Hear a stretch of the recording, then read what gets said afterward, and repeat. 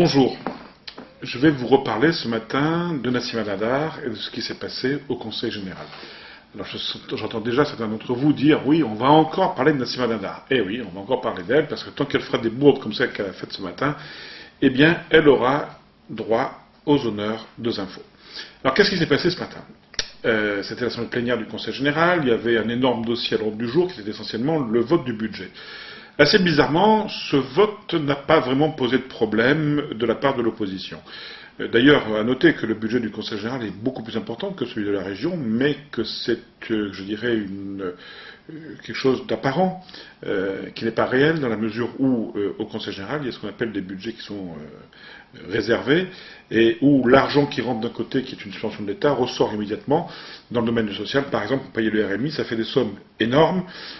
Ça se rajoute au budget, mais en fait le Conseil général n'a aucune marge de manœuvre dessus, et la part de budget réelle où il y a une intervention directe des élus, où ils peuvent vraiment faire des choses, est beaucoup plus petite que est un peu plus petite que celui de la région. Cette parenthèse étant refermée, venons-en au dossier qui a vraiment occupé l'attention des conseillers généraux ce matin, et notamment ceux de l'opposition. Alors, on se rappelle que hier, Nassima Dindar avait fait une conférence de presse et elle avait fait une annonce médiatique, une annonce vraiment qui avait, comme on dit aujourd'hui, il y avait de quoi faire un buzz et se donner surtout une bonne image à la veille des élections cantonales, les élections qui vont arriver en mars prochain. Nassima Dindar, donc hier, a annoncé qu'elle aussi, elle était sensible à la problématique de ces jeunes étudiants réunionnais qui ont fait des études, qui ont des beaux diplômes et qui se retrouvent aujourd'hui sans possibilité de travailler, et que donc le Conseil général allait réserver à ces jeunes diplômés sans emploi un certain nombre d'emplois au Conseil général. En fait, il s'agirait d'une vingtaine de postes.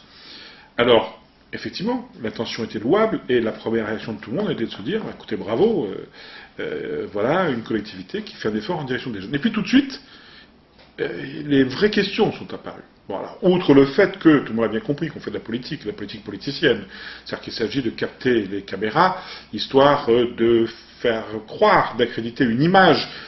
Moi je fais du social, moi je suis à l'écoute de la population, moi je suis comme vous une mère de famille, et je comprends vos problèmes, je comprends le fait que vous ayez payé des études très chères pour vos enfants, et aujourd'hui ils ont 10 diplômes, mais ils n'ont pas de travail, c'est pas normal, et donc moi je vais faire quelque chose, je ne peux pas tout faire, je ne peux pas embaucher tous les jeunes de la Réunion, et par contre je vais en embaucher 20. Bon. On est en plein dans la politique politicienne.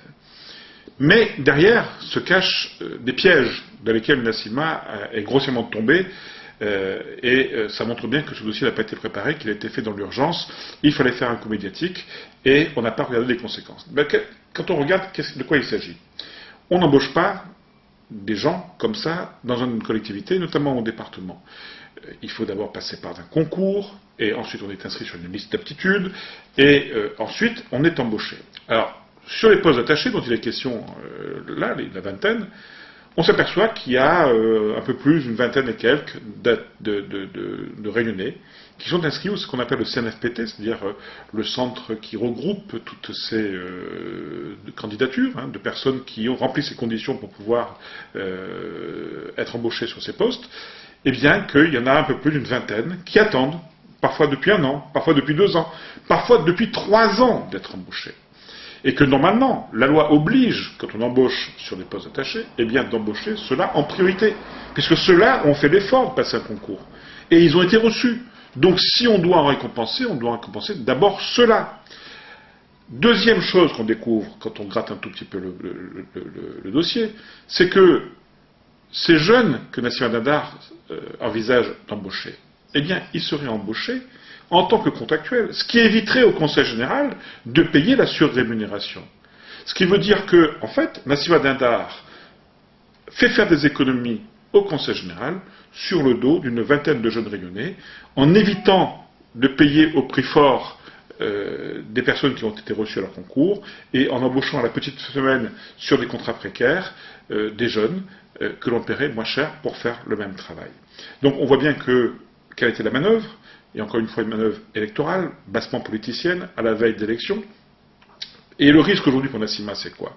C'est que si elle va au bout de son dossier, eh bien les jeunes en question ont le droit, ceux qui ont passé le concours, qui sont inscrits sur les listes du CNFPT, eh bien, ils ont le droit d'aller au tribunal administratif et de poursuivre le département en disant mais nous, Nous avons fait l'effort de passer un concours et nous demandons à être embauchés sur ces postes. Elle aurait dû d'abord nous embaucher, nous, en priorité.